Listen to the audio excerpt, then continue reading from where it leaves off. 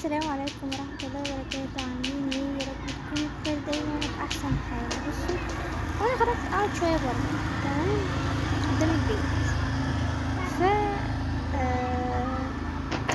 قلت اصور. اكيد في دوشة حواليا وفي اصوات وفي كل حاجة، فانا هصور الفيديو ده وهسمعه بعدها. لقيت ان هو حلو هنزله، لقيت ان هو وحش مش هنزله. تمام، هتكلم في ايه او هقول ايه مش عارف بصراحة. بس النهاردة الجمعة، جمعة مباركة عليكم جميعا يا رب، اللهم امين. تمام، دي اخر جمعة في رجب، صح كده؟ دي اخر جمعة في رجب. ان شاء الله من يوم الاحد هيبدأ شهر شعبان.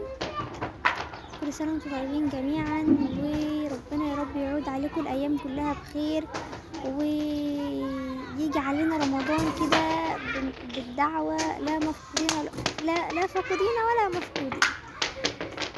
لو توطي صوتك يا رنا شوية. المهم، داخل علينا ايام كريمة كلها حب، احلى ايام، احلى شهر في السنة كلها بصراحة. شهر حلو جدا، يعني انا يمكن السنة كلها ما بيبقاش فيها حاجة حلوة غير شهر رمضان. هتقولولي ازاي؟ بجد احلى احلى احلى شهر في السنة كلها هو شهر رمضان. ليه؟ بيبقى فيه حاجات كتير حلوة. يعني انا بجد بحب شهر رمضان ده من اول يوم لاخر يوم فيه. لما بيجي كده يخلص انا ببقى زعلانة، مش ببقى عايزاه يخلص. ليه؟ لان هو حاجة حلوة. ثانية اهدي يا رنا. فالمهم انه يعني بيكون شهر حلو قوي للناس كلها. ف هقول لكم انا بعمل ايه في رمضان في يومي من دلوقتي. متخيلين؟ انا هحكي لكم وهقول لكم انا بعمل ايه في يومي في رمضان من دلوقتي. بس الاول حابه اقول لكم حاجه. داخل علينا زي ما قلت كلها يومين، وهنبدا في شهر شعبان وبعدين رمضان.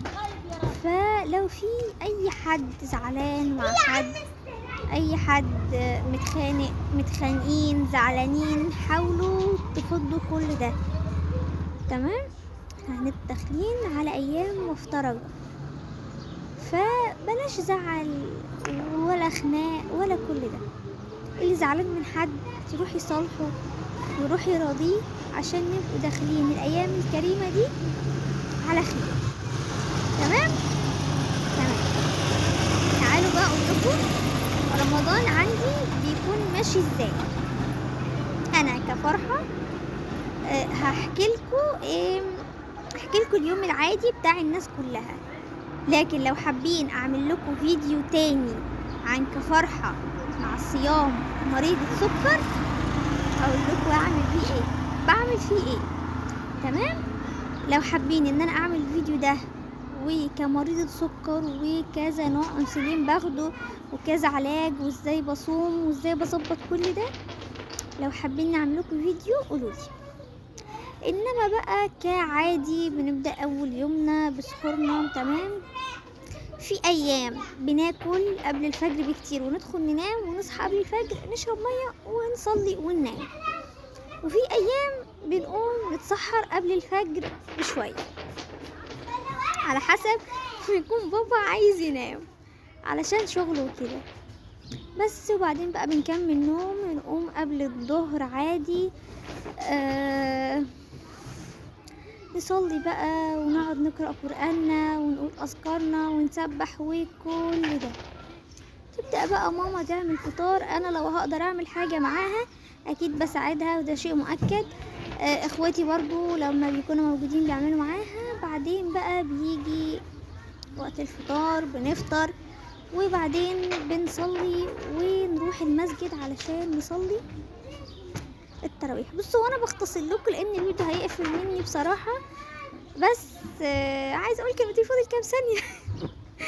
لو حابيني اكمل لكم فيديو تاني هكمله ان شاء الله، وسيبولي لايك على الفيديو وكومنت، والسلام عليكم. وصلنا الفيديو اللي بعد ده. تمام.